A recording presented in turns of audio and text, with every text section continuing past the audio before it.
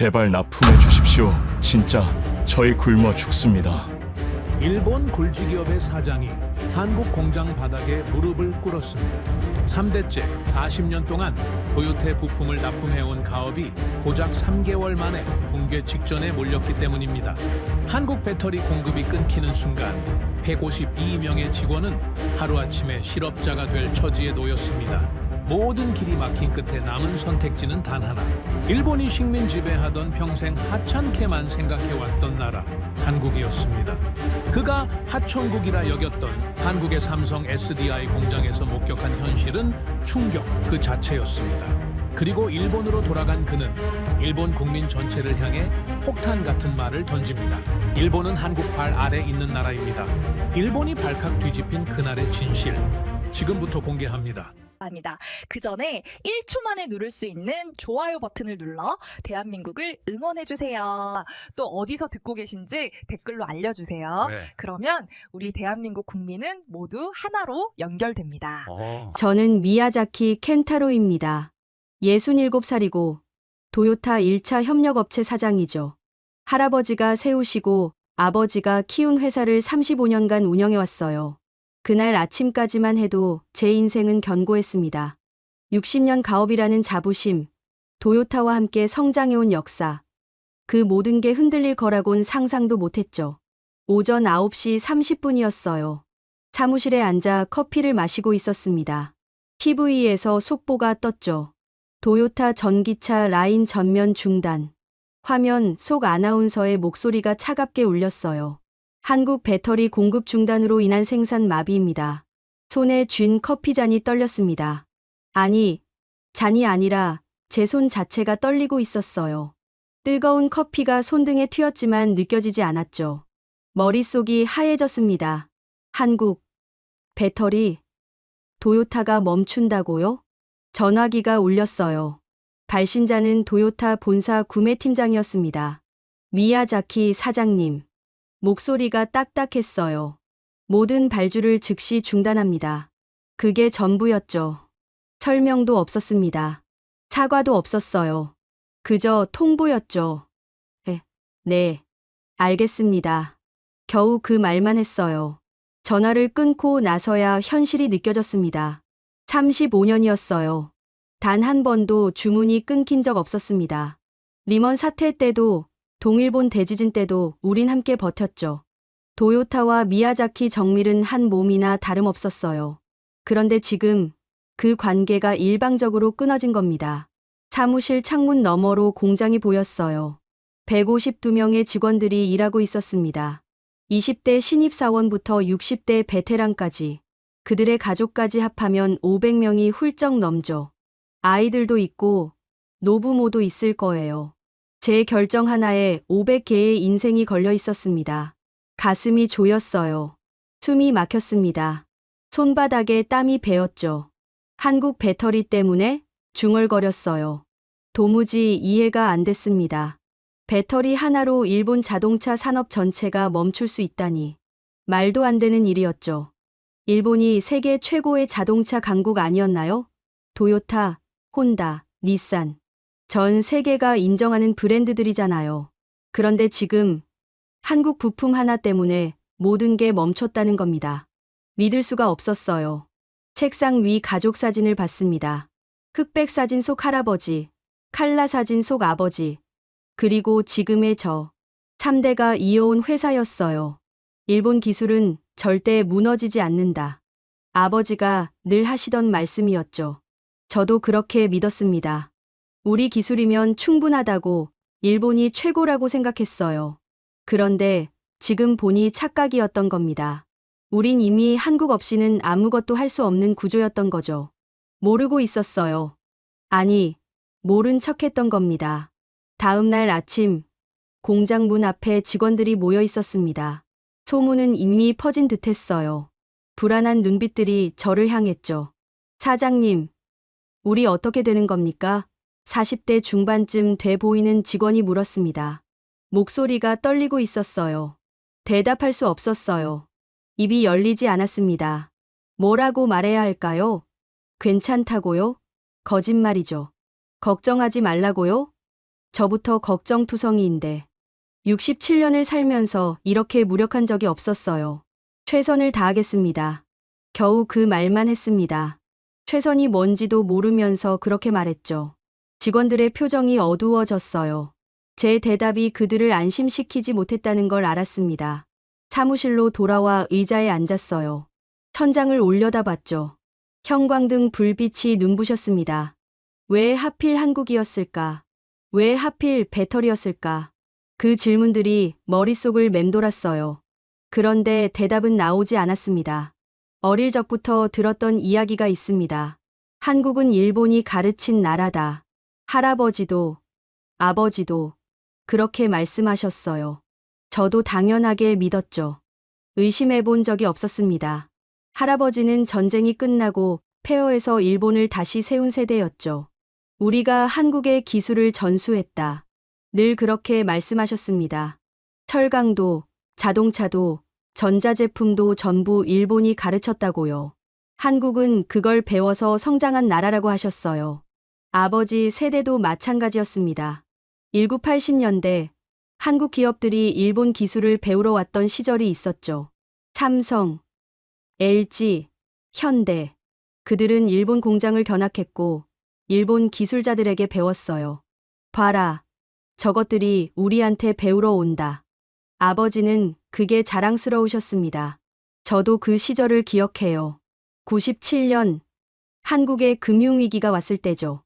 뉴스에서 한국 사람들이 금반지를 모으는 장면을 봤습니다. 저것 봐라. 역시 안 되는 나라야. 공장 직원들이 그렇게 말했어요. 저도 고개를 끄덕였습니다. 한국은 우리보다 약한 나라라고 생각했죠. 2000년대 초반에는 반도체 수출 규제가 있었어요. 일본 정부가 한국의 핵심 소재 수출을 제한했죠. 이제 한국은 끝이다. 사람들이 그렇게 말했습니다. 반도체 없이 뭘 하겠느냐고. 결국 일본한테 고개 숙일 거라고 했어요. 그런데 몇 년 지나니까 한국이 그 소재를 자체 개발했다는 뉴스가 나왔습니다. 처음엔 믿지 않았어요. 품질이 형편없을 거다. 그렇게 생각했죠. 일본 기술을 따라올 수 없을 거라고 확신했습니다. 제자가 스승을 넘을 수 없다는 건 당연한 이치 아닌가요? 아버지는 돌아가시기 전까지 그 믿음을 버리지 않으셨어요. 켄타로, 명심해라. 일본 기술은 세계 최고다. 병상에서도 그 말씀을 하셨죠. 한국이 아무리 따라와도 우리를 넘을 순 없어. 우리가 가르친 건데 어떻게 스승을 넘겠느냐.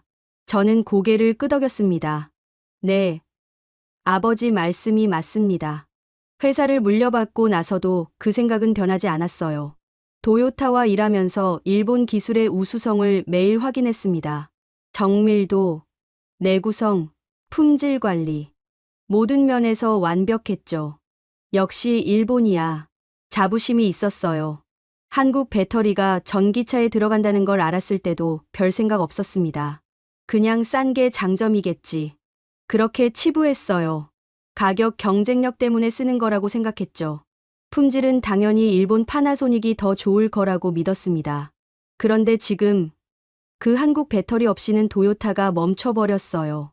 단순히 가격 때문이 아니었던 겁니다. 기술 때문이었죠. 성능 때문이었어요. 일본 배터리로는 안 되니까 한국 배터리를 쓴 거였습니다. 그 사실이 받아들여지지 않았어요. 왜 한국이 감히? 화가 났습니다. 분노가 치밀어 올랐죠. 우리가 가르친 나라잖아요. 우리 기술로 성장한 나라라고요.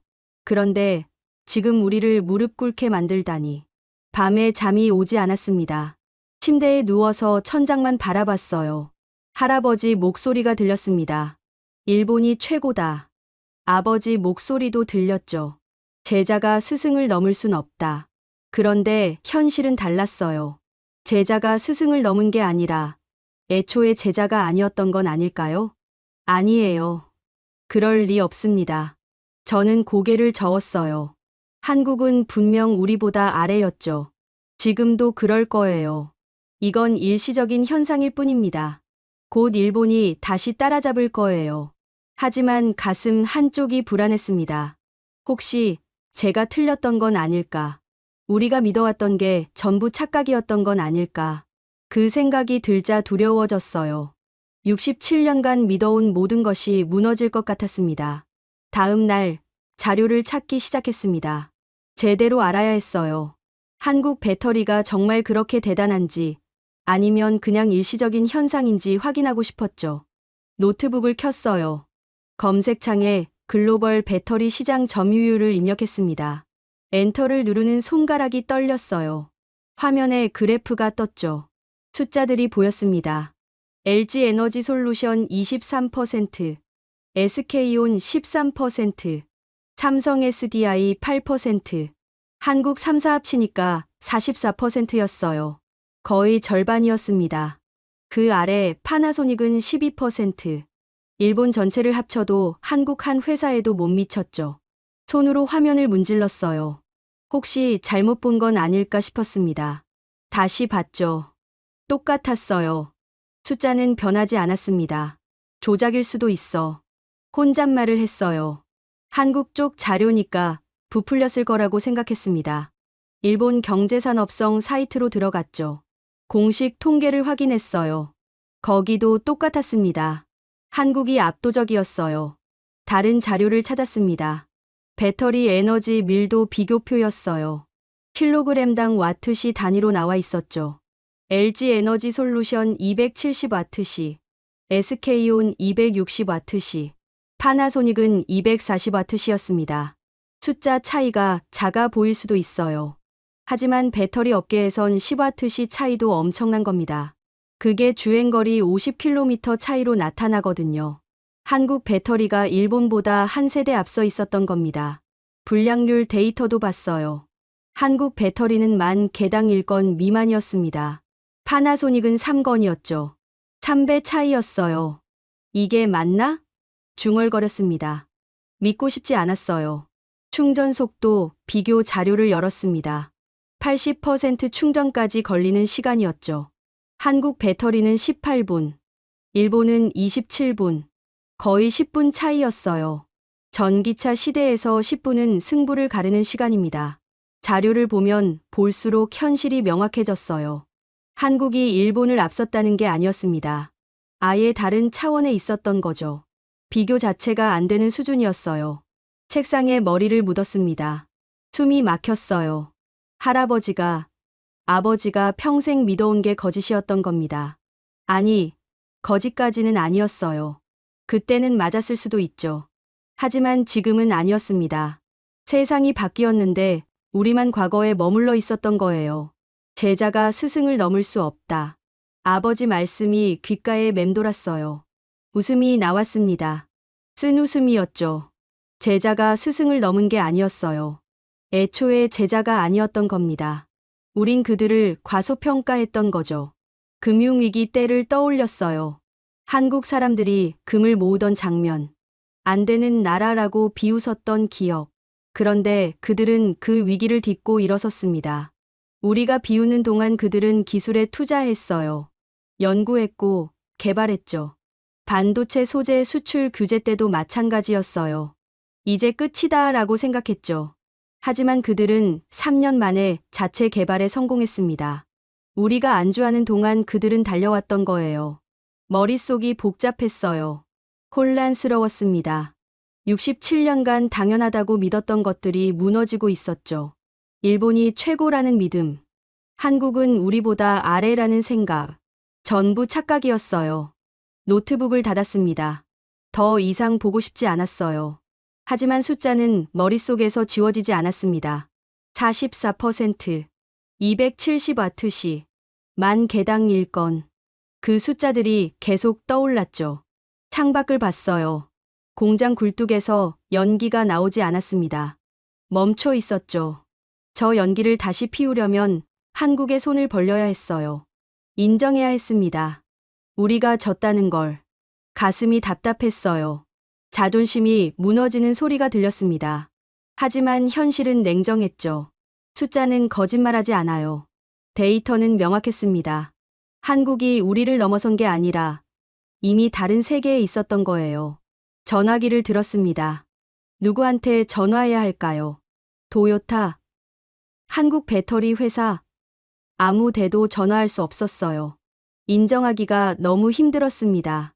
그날 밤부터 가슴이 이상했습니다. 쿵쿵거리는 게 느껴졌어요. 심장이 제멋대로 뛰는 것 같았죠. 숨도 가빠졌습니다.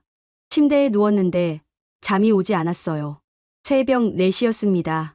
식은땀이 흘렀어요. 이마가 축축했죠. 손으로 가슴을 눌렀습니다. 두근거림이 멈추지 않았어요. 이거 이상한데 중얼거렸습니다. 일주일이 지났어요. 증상은 더 심해졌습니다. 회의 중에 갑자기 어지러웠죠. 책상을 붙잡았어요. 사장님, 괜찮으세요? 비서가 물었습니다. 응, 괜찮아. 거짓말이었어요. 아내가 병원에 가라고 했습니다. 켄타로, 이러다 큰일 나요. 걱정하는 목소리였죠. 저도 알았어요. 몸이 보내는 신호를 무시할 수 없었습니다. 도쿄대학병원 심장내과를 예약했어요. 일본 최고의 병원이었죠. 이틀 후 예약이 잡혔습니다. 진료실에 들어갔어요. 의사는 50대 초반쯤 보였습니다. 증상이 언제부터였습니까? 의사가 물었어요. 일주일 전부터입니다. 대답했죠. 가슴 두근거림, 호흡곤란, 어지럼증이 있습니다. 의사는 고개를 끄덕였어요. 청진기를 가슴에 댔습니다. 차가웠어요. 의사가 뭔가 생각하는 표정이었죠. 혈압 재보겠습니다. 간호사가 혈압계를 감았어요. 150대 95. 높았습니다. 심전도 검사가 필요하겠습니다. 의사가 말했어요. 검사실로 갔죠. 가슴에 전극을 붙였습니다. 기계가 삐삐 소리를 냈어요. 10분쯤 걸렸습니다. 결과를 들고 다시 진료실로 갔어요. 의사가 종이를 보더니 말했습니다. 부정맥이 보이네요. 정밀 검사가 필요합니다. 심장 CT와 혈관 조영술을 해야 한다고 했어요. 언제 할 수 있습니까? 물었습니다. 의사는 컴퓨터를 확인했어요. 2주 후에 가능합니다. 2주요? 귀를 의심했죠. 더 빨리는 안 됩니까? 급한 마음에 물었어요. 죄송하지만 예약이 꽉 찼습니다. 의사가 말했어요. 표정은 담담했죠. 지금 당장 생명에 위급한 상태는 아니십니다. 2주 정도는 괜찮으실 겁니다. 괜찮을 거라고요? 가슴은 지금 두근거리고 있는데, 숨은 지금 가쁜데, 2주를 기다리라고요? 말이 안 나왔습니다. 응급실로 가면 안 됩니까? 물었어요. 응급실은 급성 심근경색 같은 응급 환자만 우선 처리합니다. 의사가 설명했죠. 미야자키 씨 상태는 응급은 아니니까 일반 외래로 예약하셔야 합니다. 병원을 나왔어요. 햇살이 따갑게 내리쬐고 있었습니다. 하지만 춥게 느껴졌어요.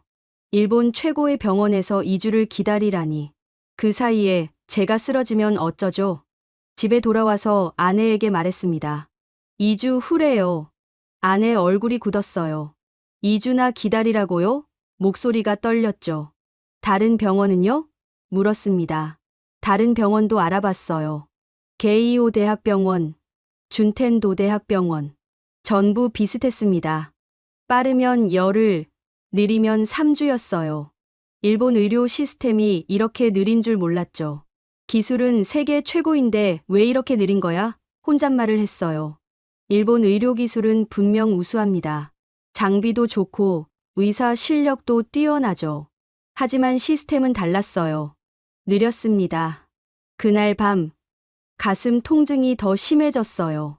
숨 쉬기가 힘들었습니다. 혹시 이대로 죽는 건 아닐까? 그 생각이 들었죠. 2주를 기다리다가 제가 쓰러지면 어떡하죠? 새벽에 잠이 깼어요. 식은땀으로 범벅이었습니다. 아내가 깨서 물을 가져다 줬죠. 켄타로, 한국 가요. 갑자기 아내가 말했어요. 뭐? 되물었습니다. 한국이요? 아내가 고개를 끄덕였어요. 배터리 일로 어차피 가야 할 거 아니에요. 거기서 병원도 가봐요. 한국 의료가 빠르다던데. 한국 병원이요? 처음엔 말도 안 된다고 생각했습니다. 일본 의료가 최고인데 왜 한국에 가요? 하지만 생각해보니 선택지가 없었어요. 2주를 기다릴 순 없었죠. 알았어요. 대답했습니다. 다음 날 한국행 비행기표를 예약했어요. 이틀 후 출발이었습니다. 인천행 비행기에 올랐습니다. 좌석에 앉자마자 가슴이 또 조였어요. 심장이 빠르게 뛰었죠. 승무원이 물을 가져다 줬습니다. 괜찮으세요? 걱정스런 표정이었어요. 네, 괜찮습니다. 거짓말이었죠. 전혀 괜찮지 않았어요. 비행 시간은 2시간 반. 그동안 버틸 수 있을까 불안했습니다. 이륙하고 30분쯤 지났을까요? 갑자기 가슴이 쥐어짜는 것처럼 아팠어요. 숨이 막혔습니다. 손으로 가슴을 움켜쥐었죠. 켄타로, 옆자리 아내가 소리쳤어요. 승무원이 달려왔습니다. 승객 중에 의사분 계십니까? 기내 방송이 나왔어요. 다행히 한 명이 있었죠. 50대쯤 되어 보이는 남자였습니다. 맥박이 너무 빠릅니다. 의사가 말했어요. 착륙하는 대로 바로 병원으로 가셔야 합니다. 목소리가 단호했죠. 저는 고개를 끄덕일 수밖에 없었어요. 비행기가 인천공항에 착륙했습니다. 휠체어가 기다리고 있었어요. 저 걸을 수 있습니다. 말했지만 승무원이 고개를 저었죠. 안전을 위해서입니다. 공항 의무실로 갔어요. 간호사가 혈압을 쟀습니다. 160대 120입니다. 높았어요. 바로 병원으로 가셔야겠어요. 구급차를 불러주겠다고 했죠. 아산병원으로 갈게요. 아내가 말했습니다. 미리 알아봤다고 했어요. 구급차가 왔어요. 사이렌 소리가 요란했습니다. 처음 타보는 한국 구급차였죠. 30분쯤 걸렸을까요? 병원에 도착했습니다. 응급실 입구가 보였어요. 심장 통증 환자입니다. 구급대원이 외쳤죠. 의료진이 우르르 나왔어요. 침대에 누웠습니다. 간호사들이 재빠르게 움직였어요. 심전도 전극을 붙이고 혈압계를 감고 산소 마스크를 씌웠죠. 모든 게 빠르게 진행됐습니다. 응급 CT 찍겠습니다. 의사가 말했어요. 젊어 보였습니다. 30대 후반쯤. 지금요? 물었죠. 도쿄에선 2주를 기다려야 한다고 했는데. 네. 지금 바로요. 의사가 단호하게 말했어요. 생명과 직결된 문제니까 기다릴 수 없습니다. 침대가 움직이기 시작했어요. 복도를 지나 검사실로 갔습니다. CT 촬영이 끝났어요. 10분도 안 걸렸습니다. 다시 응급실로 돌아왔죠. MRI도 찍겠습니다. 또 다른 의사가 말했어요. 심장 구조를 정밀하게 봐야 합니다. MRI실로 갔습니다. 기계 안으로 들어갔어요. 쿵쿵거리는 소리가 났죠. 20분쯤 걸렸습니다. 혈액검사 결과도 나왔습니다. 간호사가 종이를 들고 왔어요. 응급실 침대에서 기다렸습니다. 1시간쯤 지났을까요? 의사 여러 명이 들어왔어요. 다학제 회의 결과입니다. 나이 든 의사가 말했죠. 60대쯤 돼 보였어요.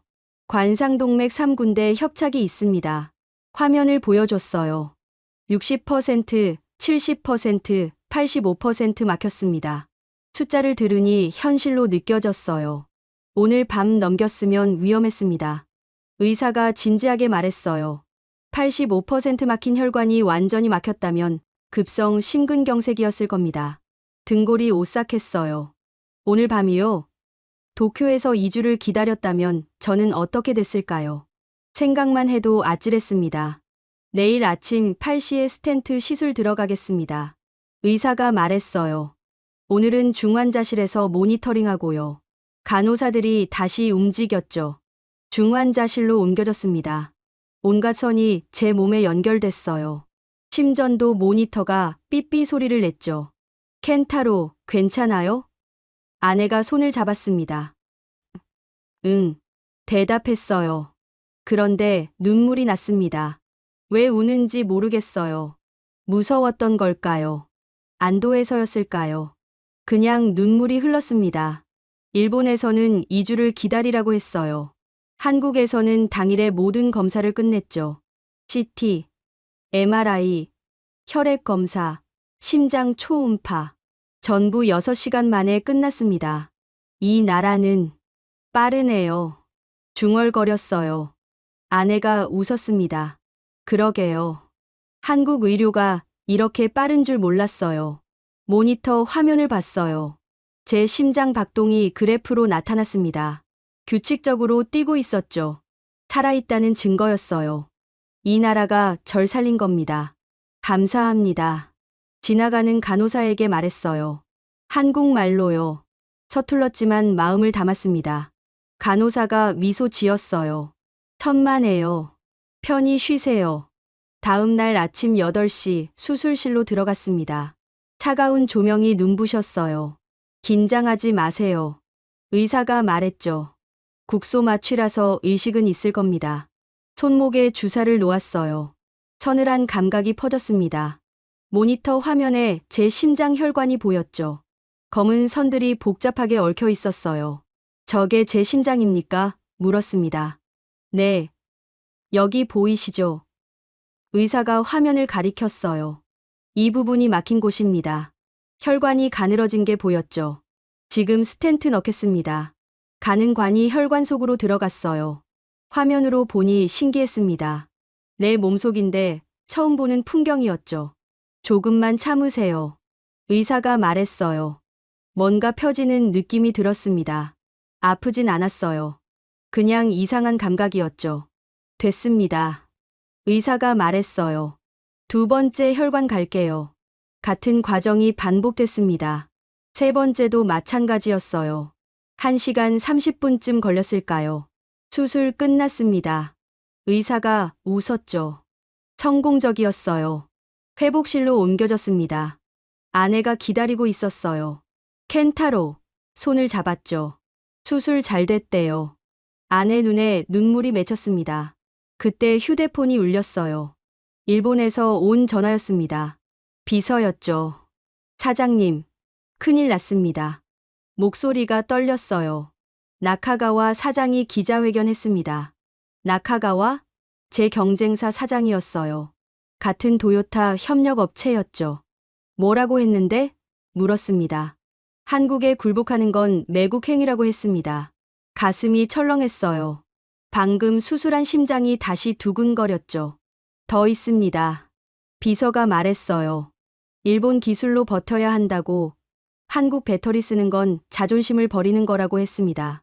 휴대폰을 꽉 쥐었어요. 여론이 어때? 물었죠. 반반입니다. 비서가 대답했어요. 나카가와 편도 있고 사장님 편도 있습니다. 도요타 내부도 갈라졌대요. 전화를 끊었습니다. 천장을 봤어요. 형광등이 희미하게 빛나고 있었죠. 매국이라. 중얼거렸습니다. 한국 기술 쓰는 게 매국이라고요? 아내가 걱정스럽게 봤어요. 켄타로, 괜찮아요? 고개를 끄덕였죠. 응, 괜찮아. 거짓말이었어요. 전혀 괜찮지 않았습니다. 머릿속이 복잡했어요. 나카가와 말도 틀린 건 아니었습니다. 일본 기술로 버텨야 한다는 것도 맞는 말이죠. 하지만 현실은 달랐어요. 일본 기술론 안 됐습니다. 병실 창문으로 서울 풍경이 보였어요. 높은 빌딩들이 늘어서 있었죠. 저 도시가 제 생명을 살렸습니다. 일본에서 2주를 기다렸다면 전 죽었을 거예요. 기술도 마찬가지 아닐까요? 일본 기술 고집하다간 회사가 죽습니다. 152명 직원도, 그 가족들도 다 무너지죠. 자존심이 중요할까요? 생존이 중요할까요? 사흘 후 퇴원했습니다. 일주일 푹 쉬세요. 의사가 말했어요. 무리하시면 안 됩니다. 고마웠어요. 정말 고마웠습니다. 호텔로 돌아왔어요. 침대에 누웠죠. 휴대폰을 켰습니다. 메시지가 수십 개 와 있었어요. 일본 기자들이었습니다. 미야자키 사장님, 한국 배터리 쓸 겁니까? 나카가와 사장 발언에 대한 입장은? 대답하지 않았어요. 아직 준비가 안 됐습니다. 뭐라고 말해야 할지 몰랐죠. 한국 배터리 쓰겠다고 하면 매국노가 되는 걸까요? 회사 살리려는 건데도요. 밤이 됐습니다. 잠이 오지 않았어요. 일어나서 창밖을 봤죠. 서울 야경이 아름다웠습니다. 불빛들이 반짝였어요. 이 나라는, 말을 시작했습니다. 이 나라는 날 살렸어. 혼잣말이었죠. 기술도 있고, 시스템도 있고, 속도도 있어. 일본이 자랑하던 것들이었어요. 우리가 최고라고 믿었던 것들. 그런데 한국이 더 앞서 있었습니다. 배터리도, 의료도, 전부요. 결정해야 했어요. 자존심을 지킬 건가, 생존을 택할 건가. 둘 중 하나였습니다. 중간은 없었죠. 휴대폰을 들었어요. 비서에게 전화했습니다. 일정 잡아줘. 말했죠. 삼성 SDI 본사 방문하고 싶어. 사장님, 정말입니까? 비서가 놀란 목소리로 물었어요. 응. 대답했습니다. 이제 결정했어. 우린 한국 배터리 쓸 거야. 전화를 끊었습니다. 가슴이 두근거렸어요. 수술 후유증은 아니었습니다. 긴장이었죠. 이 결정이 제 인생을 바꿀 거라는 걸 알았습니다. 일주일 후 천안 삼성 SDI 공장에 도착했습니다. 정문이 보였어요. 삼성 SDI라고 쓰인 간판이 햇빛에 반짝였죠. 미야자키 사장님, 환영합니다. 임원이 나왔어요. 50대 초반쯤 보였습니다. 악수를 청했죠. 손이 따뜻했어요. 공장 구경시켜 드리겠습니다. 임원이 말했어요. 헬멧을 건넸죠. 안전모 쓰셔야 합니다. 쓰고 안으로 들어갔습니다. 첫 번째 라인이 보였어요. 로봇들이 움직이고 있었죠. 사람은 거의 없었습니다. 완전 자동화입니까? 물었어요. 네, 98% 자동화입니다. 임원이 대답했죠. 로봇팔이 배터리 셀을 집어 올렸어요.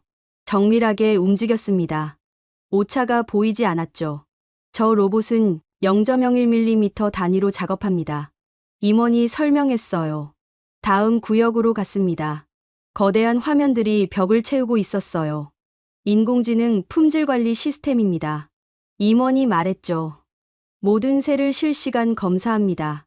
화면에 배터리 이미지가 떴어요. 빨간 점이 하나 표시됐습니다. 불량입니까? 물었죠. 네. 0.02mm 크기 기포입니다. 대답이 돌아왔어요. 사람 눈으론 못 봐요. 자동으로 그 배터리가 빠졌습니다. 불량품 통으로 들어갔죠. 불량률이 얼마입니까? 물었어요. 만 개당 0.9개입니다. 임원이 자랑스럽게 말했습니다. 숨이 막혔어요. 만 개당 한 개도 안 된다고요? 도요타 협력사 평균이 만 개당 5개인데 5배 차이였습니다. 실험실로 갔어요. 연구원들이 흰 가운을 입고 있었습니다. 여기서 전고체 배터리 연구합니다. 임원이 설명했죠.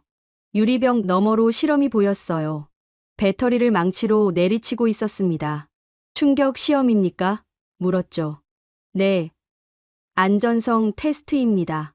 한국 배터리는 멀쩡했어요. 일본 파나소닉 배터리도 가져왔더군요. 비교 실험이었습니다. 망치로 내리쳤죠. 폭발했어요. 불꽃이 튀었습니다. 저게 일본 겁니까? 물었어요. 대답은 없었죠. 하지만 알 수 있었습니다. 화면에 파나소닉이라고 쓰여 있었으니까. 얼굴이 화끈거렸어요. 부끄러웠습니다. 일본 기술이 최고라고 믿었는데 실험실에서 폭발하다니. 에너지 밀도는 어떻습니까? 물었어요. 킬로그램당 270와트시입니다. 임원이 대답했죠. 파나소닉은요? 다시 물었습니다. 230와트시 정도로 알고 있습니다. 40와트시 차이. 작아 보일 수 있어요. 하지만 전기차로 치면 100km 주행거리 차이였습니다. 엄청난 격차죠. 회의실로 갔어요. 앉았습니다. 임원이 자료를 펼쳤죠. 우리 생산 능력은 연간 50기가와트시입니다. 설명이 시작됐어요. 숫자들이 쏟아졌습니다. 생산량, 수율, 원가, 기술력. 모든 게 압도적이었어요. 일본은 상대가 안 됐습니다. 질문 있으십니까? 임원이 물었어요. 할 말이 없었습니다. 뭘 물어야 할까요? 이미 완패했는걸요. 이 시스템. 입을 열었어요. 병원이랑 똑같네요. 중얼거렸습니다. 임원이 고개를 갸웃했죠. 병원이요? 아산병원에서 수술받았습니다. 말했어요. 거기도 이랬어요. 빠르고 정확하고 시스템이 완벽했죠. 임원이 웃었습니다. 한국은 시스템 국가니까요. 임원이 말했어요. 개인이 아니라 시스템으로 움직입니다. 병원도, 공장도 다 똑같아요. 그 말이 가슴에 박혔어요. 시스템, 국가. 일본은 장인 국가였죠. 개인의 기술에 의존했습니다. 한 명 한 명이 뛰어나야 했어요. 하지만 한국은 달랐습니다. 시스템이 사람을 살리고 시스템이 제품을 만들었죠. 개인이 아무리 뛰어나도 시스템을 이길 순 없었어요. 졌습니다. 말했어요. 임원이 놀란 표정을 지었죠. 저희가 이겼습니다. 다시 말했습니다. 일본이 졌어요. 완전히요. 목이 메였어요. 인정하기 싫었습니다. 하지만 사실이었죠. 숫자로, 실험으로, 시스템으로 증명됐어요. 도와주십시오. 고개를 숙였습니다. 제 회사를 살려주세요. 150명 직원들을 살려주세요. 임원이 잠시 침묵했어요. 조건이 있습니다. 드디어 입을 열었죠. 들어보겠습니다.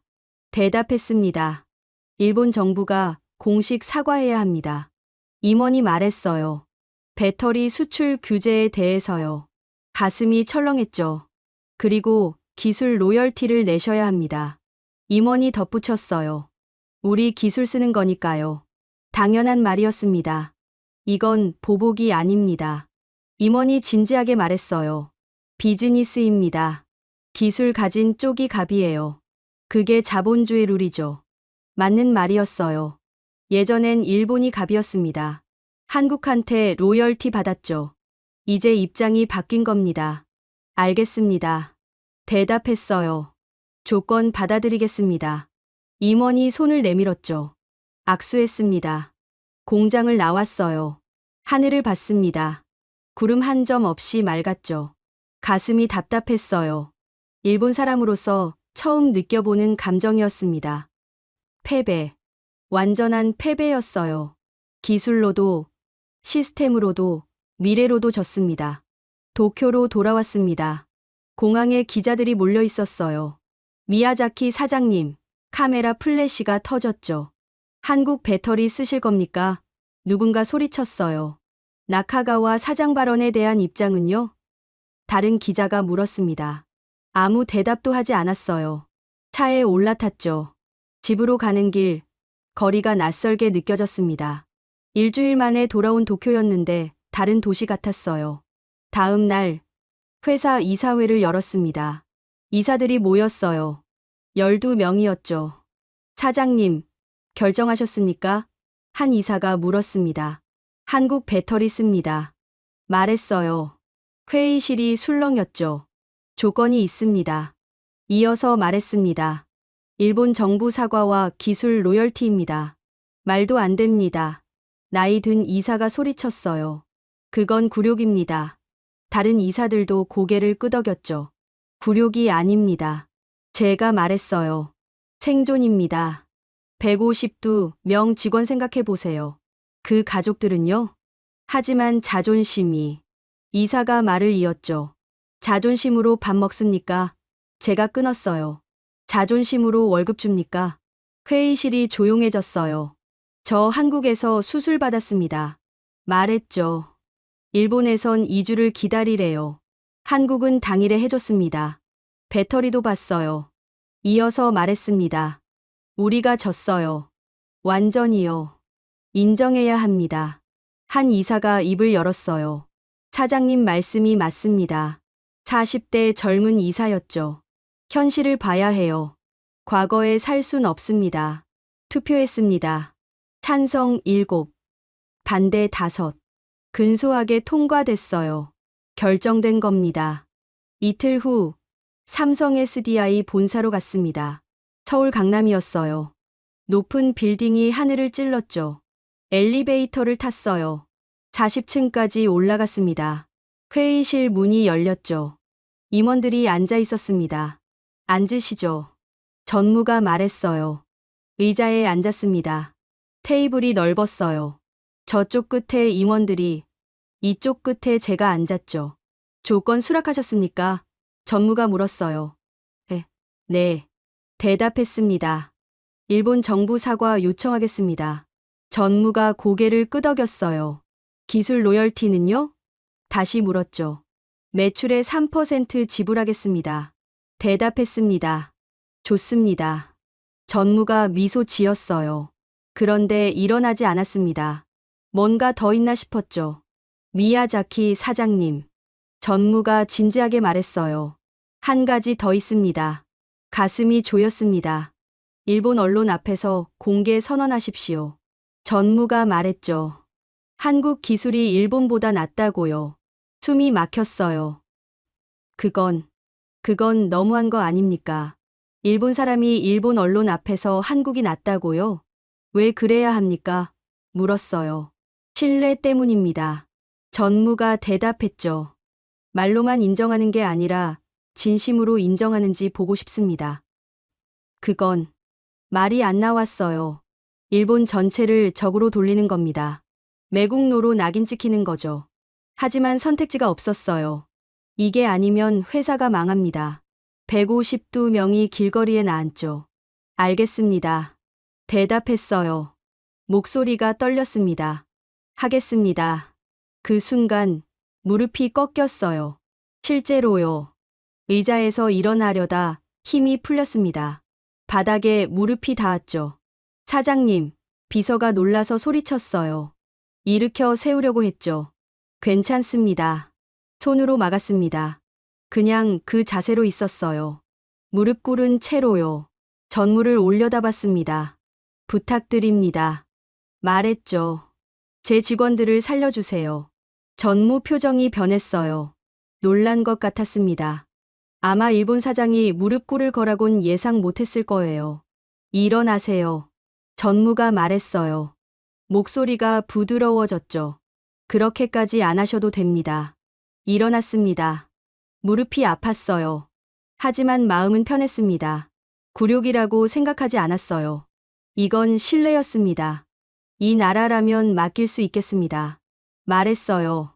제 회사를, 제 직원들을 한국에 맡기겠습니다. 전무가 손을 내밀었어요. 악수했습니다. 최선을 다하겠습니다. 전무가 말했죠. 실망시키지 않을게요. 회의실을 나왔어요. 복도를 걸었습니다. 창밖으로 서울이 보였죠. 저 도시가 제 생명을 살렸어요. 이제 제 회사도 살릴 겁니다. 엘리베이터를 탔어요. 거울에 비친 제 모습을 봤습니다. 67살 일본 사장. 한국에 무릎 꿇은 남자. 하지만 후회하지 않았어요. 이게 맞는 길이었습니다. 일주일 후 도쿄 기자회견장에 섰습니다. 카메라가 수십 대 늘어서 있었어요. 기자들이 100명도 넘게 모였죠. 시작하겠습니다. 말했어요. 플래시가 터졌습니다. 저는 미야자키 정밀 사장 미야자키 켄타로입니다. 심호흡했어요. 오늘 중요한 발표를 하겠습니다. 목소리가 떨렸죠. 저희 회사는 한국 삼성 SDI 배터리를 사용하기로 결정했습니다. 웅성거림이 일었어요. 조용히 해주십시오. 손을 들었습니다. 아직 할 말이 남았습니다. 솔직히 말씀드리겠습니다. 이어서 말했어요. 한국 배터리 기술이 일본보다 낫습니다. 회견장이 술렁였어요. 카메라, 셔터 소리가 요란했죠. 말도 안 됩니다. 누군가 소리쳤습니다. 증거가 있습니다. 화면을 켰어요. 에너지 밀도, 불량률, 충전 속도. 모든 면에서 한국이 앞섭니다. 데이터를 보여줬죠. 일본 기술 신화는 끝났습니다. 말했어요. 인정해야 합니다. 과거에 살 순 없어요. 매국노. 누군가 외쳤어요. 일본인 아닙니까? 다른 기자가 소리쳤죠. 저도 일본인입니다. 대답했어요. 그래서 더 아픕니다. 하지만 현실은 현실이에요. 한국 병원에서 수술받았습니다. 말을 이었죠. 일본에선 2주를 기다리라고 했어요. 한국은 당일에 해줬습니다. 의료도, 배터리도 한국이 앞섰어요. 목소리를 높였습니다. 이게 현실입니다. 회견장이 조용해졌어요. 일본 정부에 요청합니다. 카메라를 똑바로 봤죠. 과거 배터리 수출 규제에 대해 한국에 공식 사과하십시오. 그게 새로운 시작입니다. 말했어요. 자존심 버리고 협력해야 합니다. 그게 살 길이에요. 기자회견을 마쳤습니다. 나오는데 계란이 날아왔어요. 옷에 맞았죠. 매국노. 사람들이 소리쳤습니다. 차에 올라탔어요. 비서가 걱정스럽게 봤습니다. 사장님, 괜찮으세요? 웃었어요. 응, 괜찮아. 집에 도착했어요. TV를 켰습니다. 뉴스가 나왔죠. 미야자키 사장 한국 배터리 선언. 제 얼굴이 화면에 가득했어요. 댓글들이 올라왔습니다. 매국노다. 일본 망신시킨다. 부끄럽다. 악플이 대부분이었어요. 하지만 다른 댓글도 있었습니다. 용기 있는 결정이다. 현실을 인정해야 한다. 미야자키가 옳다. 휴대폰이 울렸어요. 아들 다카였습니다. 미국에서 일하고 있죠. 아버지. 목소리가 떨렸어요. 다카, 뉴스 봤구나. 말했습니다. 네. 아들이 대답했죠. 아버지, 대단하세요. 뭐가? 물었어요. 용기요. 아들이 말했습니다. 일본 전체 앞에서 진실을 말씀하셨잖아요. 다카, 말했어요. 집에 돌아올 생각 없니? 침묵이 흘렀습니다. 회사 물려줄 사람이 필요해. 생각해 볼게요. 아들이 대답했어요. 아버지가 바꾸신 회사라면 저도 해볼 만할 것 같아요. 전화를 끊었어요. 눈물이 났습니다. 기쁨의 눈물이었죠. 한 달 후, 삼성 SDI 트럭이 도착했습니다. 공장 앞에 섰어요. 배터리 도착했습니다. 직원이 소리쳤죠. 직원들이 환호했어요. 152명이 박수 쳤습니다. 공장 굴뚝에서 다시 연기가 피어올랐죠. 재가동합니다. 공장장이 외쳤어요. 기계가 돌아가기 시작했습니다. 1년 만이었어요.